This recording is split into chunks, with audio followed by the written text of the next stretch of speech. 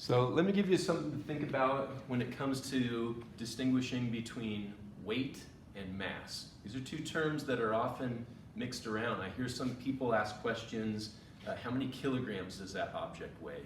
Which is a poor language in physics. We never weigh anything in kilograms. We weigh things in newtons, right? Weight is a force. We measure the mass or the inertia of something in kilograms. So what I like to do to test the concept of the difference between weight and inertia is just offer these two objects to my students and say something like, which one is more? Which is a little bit vague, right? If you think which one is more means which one is bigger and you interpret that as volume, clearly the baseball takes up more space. But some people understand when I say which one is more, that I mean either more mass or more weight. But I don't ask the question that way, right? I just say which is bigger, which is greater, which is more. Place it in your hands and you feel them, and some students will just hold them still like this. You ever see what a cat does when you put a new toy in front of it? It starts to bat it around. The object's in a state of rest. You hit it and it accelerates.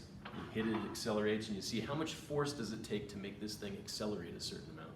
So some students will do a similar sort of thing. I'll put them in their hands, and instead of just holding them still, juggle them. I've deliberately chosen two objects that feel about the same, right? So sometimes you do have to shake them to really get a sense. You can't quite tell if you just hold them still.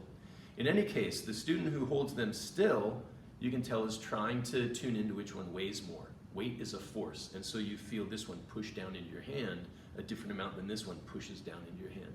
And sensing that difference in force is sensing the difference in the weight of the objects. But both objects are in a state of rest. So if I apply a force in an attempt to make them accelerate, I'm overcoming their inertia. And inertia and mass mean the same thing, right? So those who juggle the two are trying to sense the mass in kilograms, and those who just let the two stay at rest in their hand are feeling the force, they're sensing the weight.